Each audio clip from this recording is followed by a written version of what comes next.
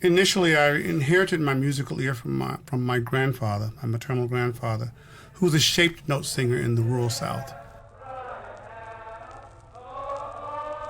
Songbooks in the 19th century began using notes in different shapes to aid singers and teach them how to sing vowels. They came to be known as shape note hymnals. Shape note singing began in New England but became popular in the South, where singing was as much a social and community event as a religious gathering. And I played in the high school band, and my band director was a clarinetist, and he played all the instruments. And I was always the kid that was motivated to classical music, jazz, as things that my ears kind of went to as a young child. Watkins was born in Jackson, Georgia, and earned his music education degree from Florida A&M, a historically black university, in 1976. And he went on to teach in the Atlanta public schools until settling at Lassiter High School in Marietta, Georgia. I grew up as an African American in the Deep South. I was born in 1954, the year Brown versus Board of Education desegregated the schools. In my little small hometown of Jackson, Georgia, it took them 16 years to find a place for desegregation.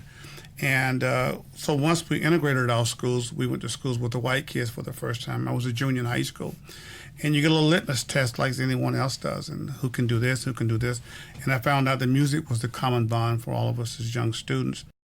Watkins was visiting Pershing Zone as a guest conductor for 2 concerts here in Washington, D.C. at the United States Capitol. Joining him for this interview was his son, Chris, a staff sergeant and trumpet player from the ceremonial band. Sitting in for the concerts with his dad, Watkins credits bringing his son into what he calls the shield of learning for his success in music.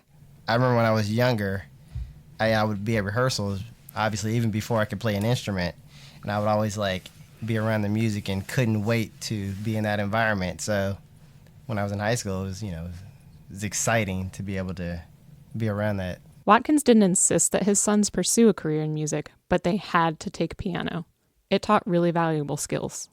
I wanted them to have the discipline of playing and making mistakes and correcting their mistakes through their own tools.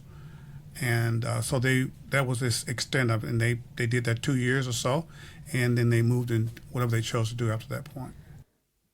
Watkins told me that without arts programs, students can lose their love of learning, and even parts of their own culture.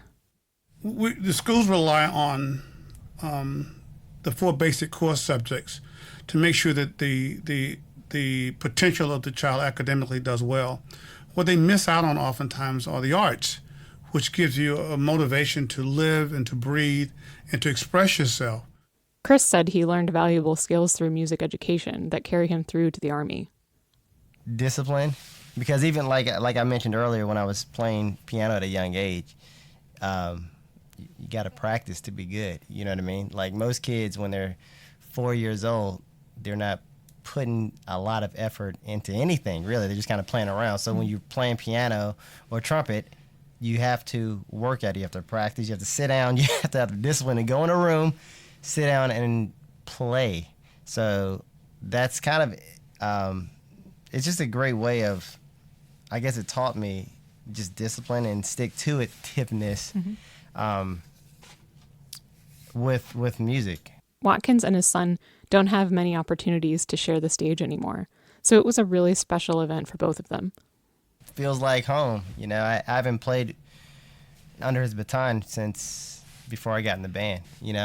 I did 4 years in high school with him, and it feels the same. It's good to kind of still be back there learning the same way as I did, high school 15-ish, 20 years ago. Well, Pershing Zone is the best band in the world. And they are very good, and they see themselves as accomplished musicians. And having worked with them and seeing their flexibility and their love of playing, and I've heard military bands play since I was 10 years old. I'm 65 years old now, and I've heard them play live for 40 years. And so that's the joy of being able to come in nervously, I must admit, for about 5 minutes, and I found out that they were just musicians who wanted to play and make music. Watkins' background and prolific career has made him aware of the challenges faced by underrepresented students, especially in music. He referred to himself as a salmon swimming upstream against all the odds, something he didn't realize until he was later in his career. So he feels a special personal responsibility to help future music educators be more inclusive. And oftentimes music educators enjoy teaching people that look like them or have a similar background as them. And there's an ease to that communication. And so many times youngsters of color are in a side activity in the schools, and they're not looked upon as if they have the wherewithal to do anything they choose to do. Representation can mean the difference between a child choosing to learn that skill or just walking away. I grew up watching the young people's concert of Leonard Bernstein, the personality Bernstein, but everyone in the orchestra was white and bald. If they weren't, they were going to be bald soon. Yes. And so I knew immediately they didn't look like me. And so you don't know that that's possible until you see someone else do it, perhaps. I get to play at the Tomb of the Unknown Soldiers, and there's always crowds of 400 or 500 people there every hour to see a wreath laying ceremony where I'll be the guy playing taps. And you'll see, a young African American family or kids, and sometimes they take pictures of me and not the tomb guards, because they're just like, oh, look, someone like me is doing this. And that kind of stuff is inspiring. It's ultra important that youngsters in the next generation see someone that looks like them doing what they do. I was motivated by a gentleman I saw when I was 10 years old, marching down the street with his band in Jackson, Georgia. And I wanted to be like him. I was 10.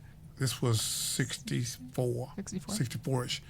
And my cousin was in the high school band in my hometown, and I went to watch him in the parade. But I saw this particular guy that was dressed smartly, and had a great band, and everything was creased, and he walked right past me, and that was my role model.